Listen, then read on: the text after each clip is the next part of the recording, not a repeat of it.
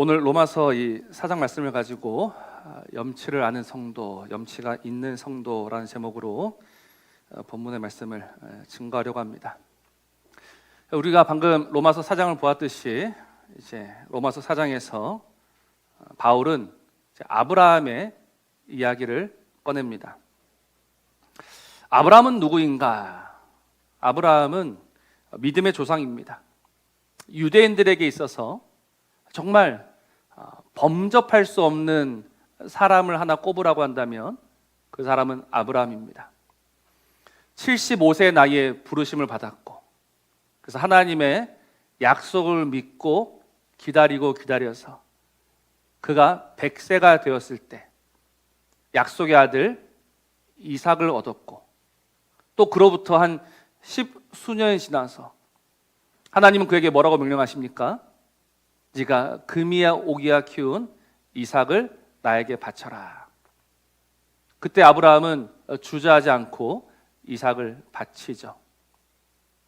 그래서 그는 믿음의 조상이 되었습니다. 유대인들은 이 아브라함의 목숨 걸고 살아가요. 요한복음 8장을 보면 이 예수님과 유대인들이 논쟁하는 장면이 있습니다.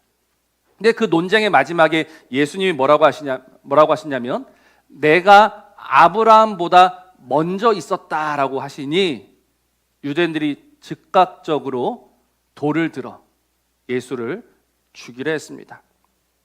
그만큼 아브라함이라는 존재는 유대인들의 자존심이요, 유대인들의 긍지요, 유대인들의 모든 것이라 해도 틀리지 않습니다.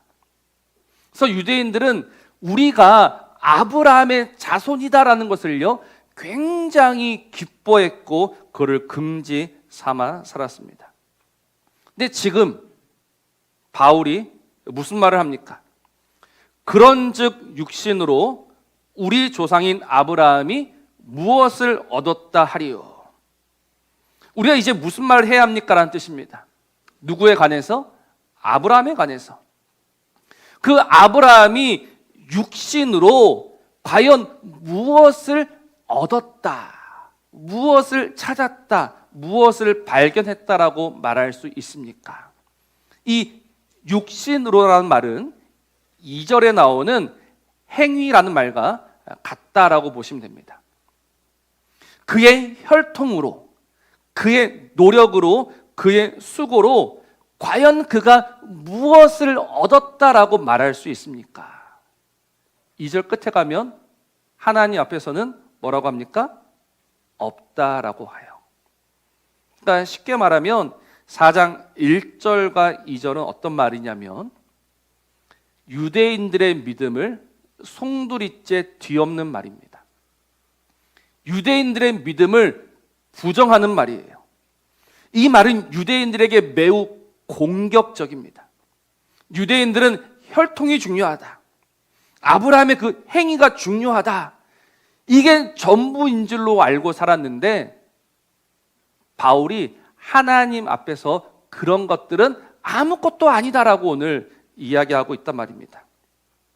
그러니 스스로 아브라함의 후손이고 스스로 그 아브라함의 행위를 본받는다라고 생각했던 그 유대인들의 입장에서 오늘 이 사도 바울의 말은 도무지 받아들일 수 없는 말입니다. 그러니 바울이 미운 거예요.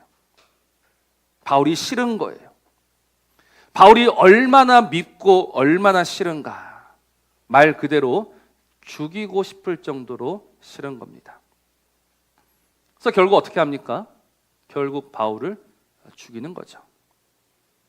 어떻게 내가 아브라함으로부터 물려받은 우리의 고귀한 신분과 나의 거룩한 믿음의 결단을 부정할 수 있느냐? 너만 죽으면 되겠구나 해서 죽여버린 겁니다.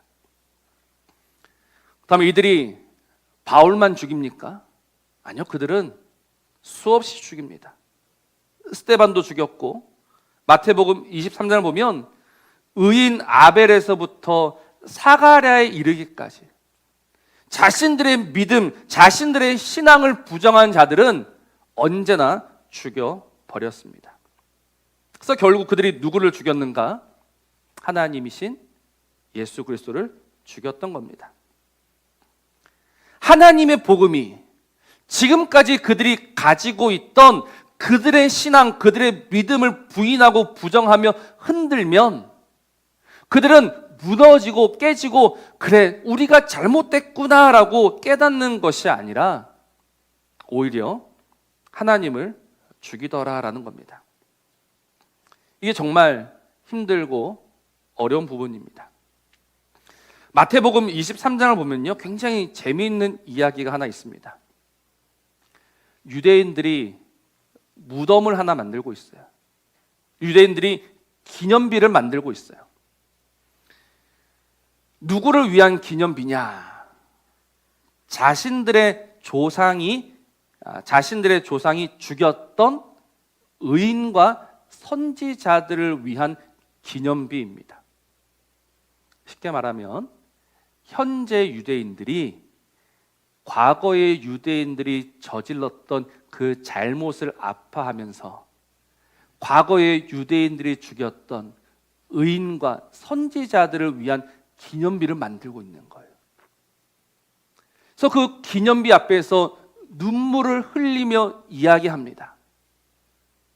내가 그때 있었더라면, 내가 과거 그때 그 자리에 있었더라면 나는 의인을 알아보고 나는 선지자를 알아보고 나는 그들을 절대 죽이지 않고 나는 오히려 그들과 함께 했을 텐데 라고 말하면서 오늘 그 의인들의 무덤과 기념비를 만들고 있다라는 거예요.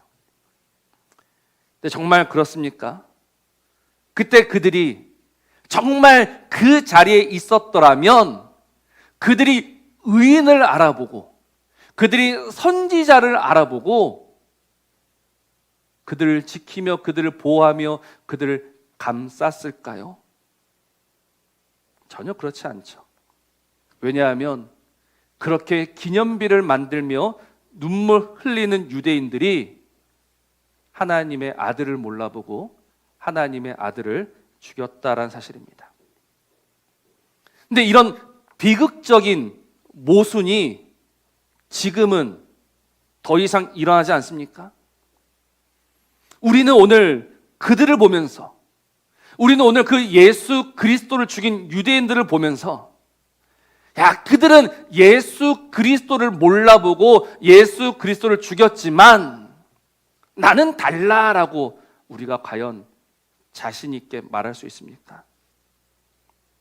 그들은 생명의 주를 죽였지만 나는 그 주를 알고 그 주와 함께 얼마든지 나는 그 십자가에 같이 올라갈 거야 라고 우리가 과연 말할 수 있습니까?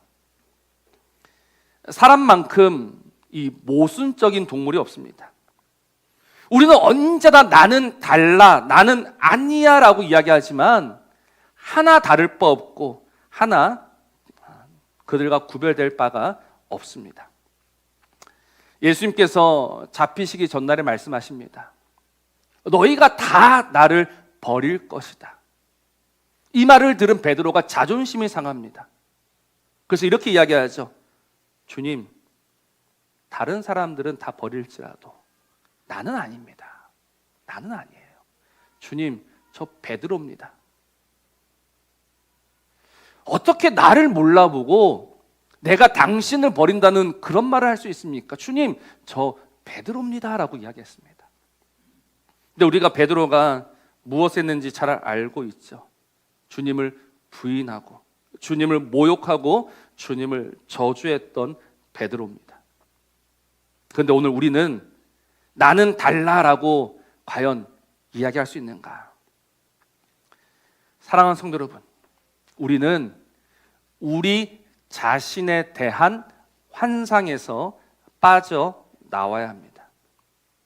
우리는 우리 자신에 대한 환상에서 이제는 빠져나와야 하는 거예요.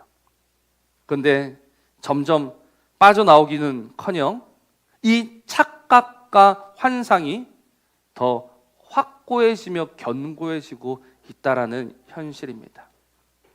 처음에는 하나님의 은혜에 감사했습니다. 처음에는 하나님의 은혜 앞에 눈물 흘렸습니다. 그래, 하나님의 은혜가 나를 살리는 거야 라고 우리가 이야기했습니다. 그런데 어느새 그 은혜는 사라졌고, 그 은혜는 희미해졌고, 그 하나님의 은혜가 있어야 할 그 자리에 나의 의와 나의 자랑이 조금씩 들어오고 있는 거예요. 그렇게 오늘 우리 안에 하나님의 성이 아닌 나의 성이 세워지고 있는 겁니다. 그러면서 나의 의, 나의 자랑, 나의 성이 공격당하면 우리는 그걸 견뎌하지 못하죠.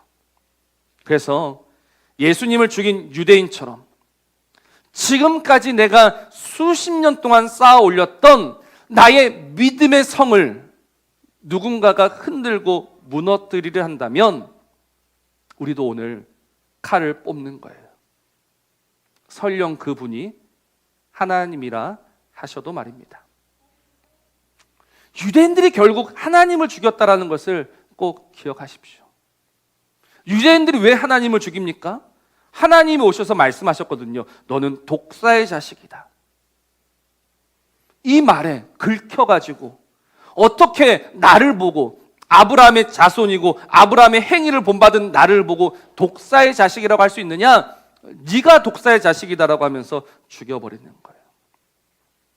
그러니 무서운 겁니다. 하나님을 모르는, 어느새 그 하나님에게서 벗어난 신앙은 하나님을 공격할 수 있는 거예요. 왜 예수님이 우리에게 나를 따라오려거든 자기를 부정하라라고 하셨는지를 꼭 기억하십시오. 아무든지 나를 따라오려거든 제일 처음 할 일은 자기를 부인하는 것, 자기를 부정하는 겁니다. 그런데 이 자기를 부정하지 못하니까 누구를 부정합니까? 하나님을 부정하는 거예요. 나를 부인하지 못하니까 하나님을 부인하는 거예요. 요나가 했던 그 말들을 꼭 기억하십시오. 하나님 앞에 요나는 성내어 죽기까지 할지라도 나는 옳습니다라고 주장했던 요나입니다. 하나님 앞에 그 물고기 뱃속에 들어갔다 나왔던 요나가 그 요나에서 제일 마지막에 보면 하나님 성내어 죽기까지 할지라도 내가 옳습니다라고 주장했던 이가 요나예요. 그게 사람입니다.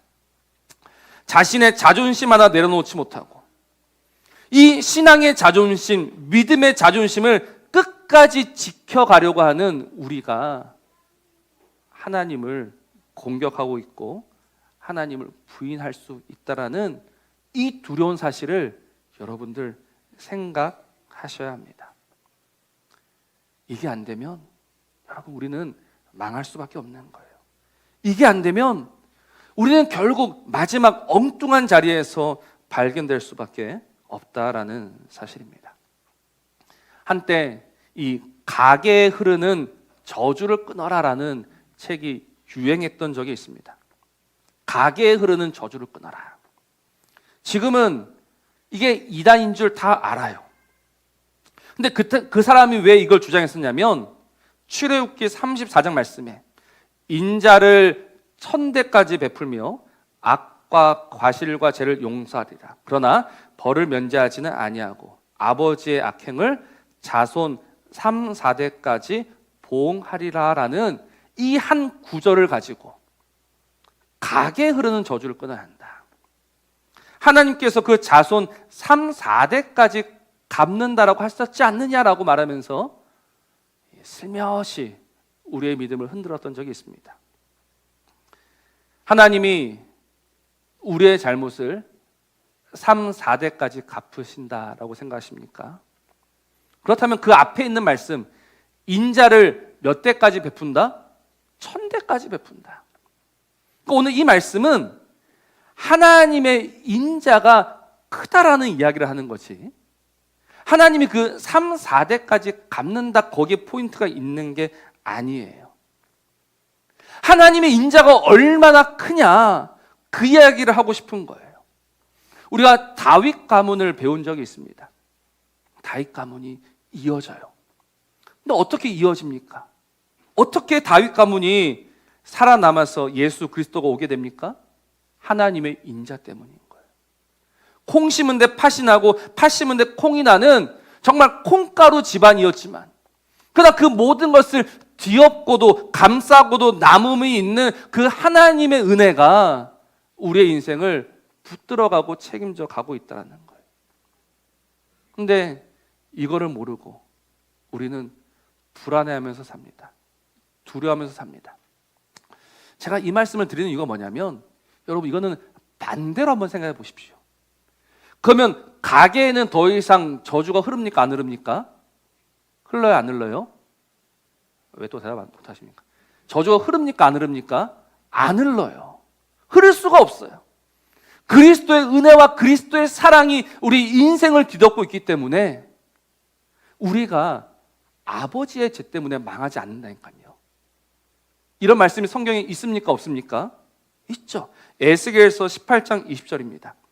범죄하는 그 영혼은 죽을지라. 아들은 아버지의 죄악을 담당하지 아니할 것이요 아버지는 아들의 죄악을 담당하지 아니하리니 의인의 공의도 자기에게로 돌아가고 악인의 악도 자기에게로 돌아간다. 악인의 악은 자기에게 돌아옵니다. 근데 그 앞에 이런 말씀이 있었죠. 의인의 공의도 누구에게 돌아간다? 자기에게 돌아가는 거예요. 악은 악을 행한 사람에게 돌아가고 의는 의를 행한 사람에게 돌아가는 거예요. 그러니 가게에 흐르는 저주는 없는데 가게에 흐르는 의는 있을까요? 없을까요? 방금 읽었잖아요. 악인의 악이 자기에게 돌아가는데 의인의 공의도 누구에게 돌아간다? 자기에게 돌아간다. 의인의 의는 흐를까요? 흐르지 않을까요? 이거 잘 생각하셔야 합니다. 악인의 악은 흘러가지 않아요. 의인의 의는 흘러갈까 흘러가지 않을까요? 성경 방금 읽었는데 여러분 경험대로 믿지 마시고 통념대로 생각하지 마시고 성경대로 보시고 성경대로 생각하셔야 합니다. 의인의 의도 자기에게 돌아온다고 합니다. 악인의 악도 자기에게 돌아온다고 합니다. 의인의 의는 흐르지 않습니다. 의인의 의는 흐른다 안 흐른다? 안 흘러요. 오늘 우리에게는 누구의 의만 있습니까? 그리스도의 의만 있는 거예요. 각 사람에게 임하는 그리스도의 의가 있는 거예요. 그런데 이 의가 쌓이고 쌓여서 흘러간다?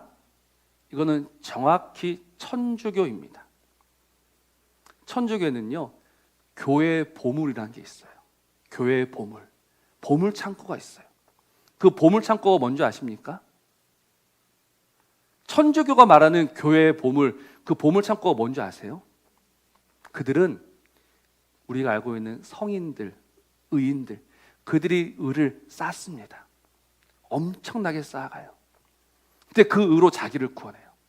그런데 그게 쓰고 남는 게 있대요. 그게 창고에 쌓이는 거예요.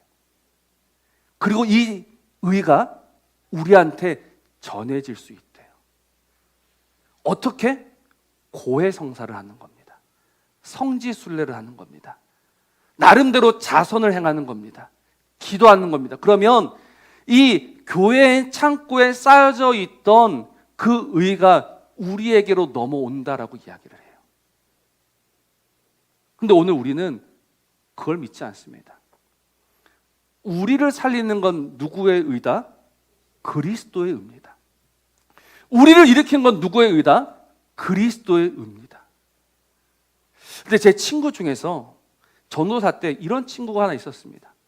나는 믿음의 3대 가문 이상과만 결혼할 거다. 그러니 이 믿음의 가문 3대에 걸쳐서 내려오는 그 믿음을 우리가 무시할 수 없다라고 말하면서 꽤 노총각으로 살다가 결혼했던 친구가 하나 있습니다. 여러분, 이 믿음의 의가 쌓이고 쌓여서 우리에게 흘러오면 그거는 그리스도의 의를 공격하게 되는 거예요. 우리를 살리고 우리를 일으키는 거는 그리스도의 의가 전부입니다. 그래서 오늘 사도 바울이 이야기하고 있는 게 그거예요. 아브라함이 육신으로, 아브라함이 행위로서 도대체 하나님 앞에 무엇을 주장할 수 있고 무엇을 내세울 수 있느냐?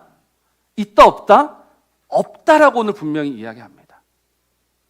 근데 우리 느낌에는 이게 확 와닿지가 않거든요. 뭔가 있을 것 같거든요. 우리가 열심히 기도하고 열심히 무엇인가를 하면 그게 쌓이고 쌓여서 나에게 돌아올 것 같거든요. 이건 느낌이고 생각이지 진리가 아닙니다. 진리는 하나님의 말씀입니다. 아브라함이 그 행위로서 육신으로서 하나님 앞에 내세울 것이 없다라고 말씀하시는 이 하나님의 말씀이 진리가 되는 거예요. 오늘 우리를 살리는 의는 우리를 위해서 기도했던 엄마와 할머니와 할아버지의 기도가 아니고 오늘 우리를 위해서 그 아들을 내어주셨던 그 하나님의 의가, 하나님의 사랑이 우리를 살리고 우리를 일으키는 거예요. 그래서 그 하나님 앞에서 우리는 언제나 부끄러운 자로 설 수밖에 없다라는 것이죠. 그런데 어느새 처음에는 이 하나님의 의와 하나님의 사랑 앞에 무릎을 꿇었었는데 어느새 시간이 지나면서 어느새 신앙의 연수가 쌓여가면서 우리는 하나님 앞에 조금씩 고개를 들고 있단 말입니다. 하나님 앞에 설 만한 자격이 있다라고 우리는 생각하고 있어요. 제가 지난번에 부끄러운 구원에 대해서 말씀을 드렸습니다. 저와 여러분이 받는 모든 구원은요, 부끄러운 구원입니다. 마지막에 죽을 때가 돼서 그때 부름을 받아서 아유 하나님, 제가 참 어리석게 살다가 이제서야 와서 죄송합니다. 그게 부끄러운 구원이 아니라 저와 여러분에게 임한 모든 구원은 부끄러운 구원이에요. 왜? 오늘 성경은 분명히 이야기합니다. 일하는 것이 없이 수고하지 않은 자에게 이 하나님의 복이 임한 거예요. 우리가 일해서 수고해서 하나님의 의를 획득한 것이 아니라 우리는 한 것은 아무것도 없는데 이 아무것도 안 한 자를 불러주시고 의롭다 하여 주시는 그 하나님의 의 때문에 우리는 복 있는 자가 된 거고 살아있는 자가 된 거예요. 그래서 그 하나님 앞에서 우리는 언제나 부끄러운 자로 서게 된다는 겁니다. 이게 바로 염치를 아는 성도입니다. 여러분, 이 염치라는 말이 참 재밌더라고요. 치라는 말은 수치라고 할 때 그 부끄럽다는 뜻입니다. 이 염이라는 말은요, 우리가 청렴하다라고 말하지 않습니까? 이게 굉장히 꼿꼿한 거예요.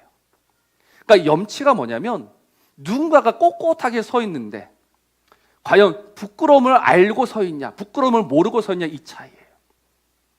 오늘 우리가 하나님 앞에 설 때 우리는 서야 합니다. 설 수 있죠. 왜? 오직 그리스도의 의로 덧입혀졌어.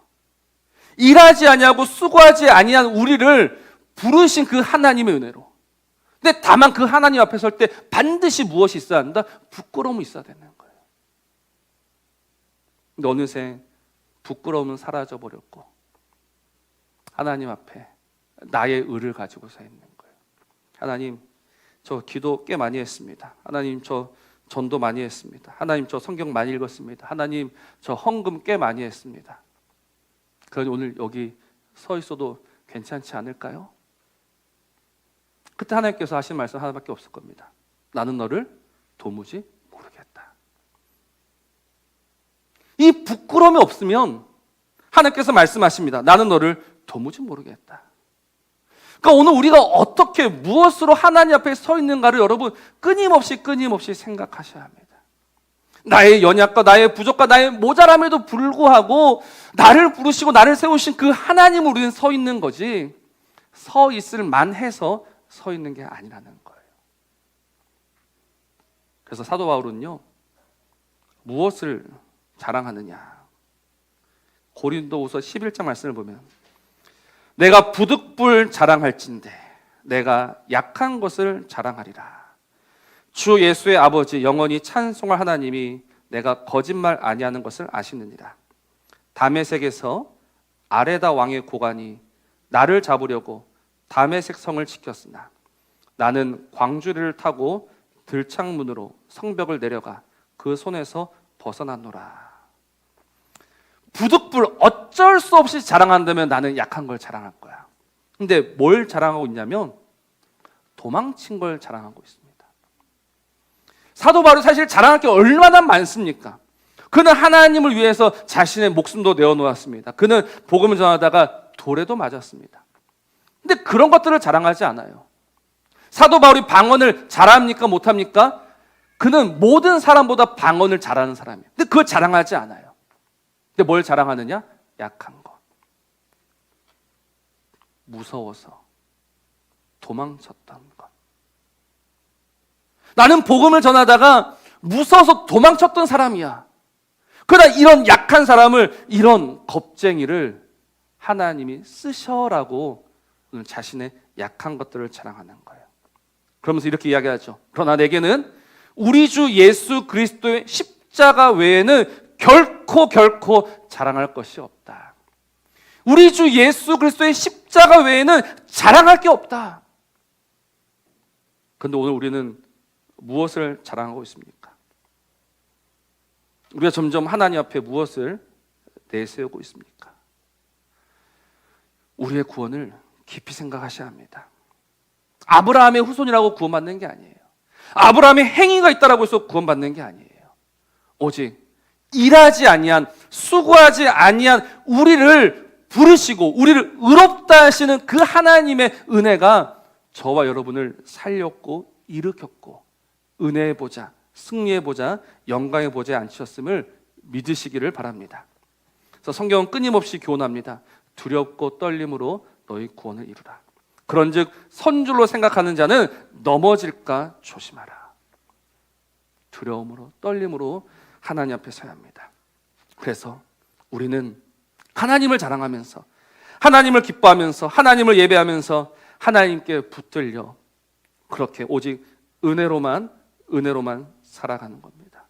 그 하나님 앞에 우리의 입은 점점 다물어집니다. 하나님, 할 말이 없습니다. 이걸 배워가고 이걸 깨닫는 게 믿음이고 신앙입니다. 나의 성을 견고히 쌓아 올려가는 것이 믿음이 아니라 하나님의 말씀이, 하나님의 복음이 매일같이 나를 깨트리며 매일같이 나를 무너뜨릴 때 깨지며 무너지면서 나는 아무것도 아닙니다라고 고백하면서, 그러나 이런 나를 사랑하시는 하나님의 은혜, 오늘 그 은혜로 살아갑니다. 감사합니다. 이 고백이 저와 여러분의 평생의 고백이 되어야 하는 겁니다. 오늘 이 아름다운 고백으로 우리 하나님을 기쁘시게 하는 저와 여러분 되시기를 주의 이름으로 부탁을 드립니다.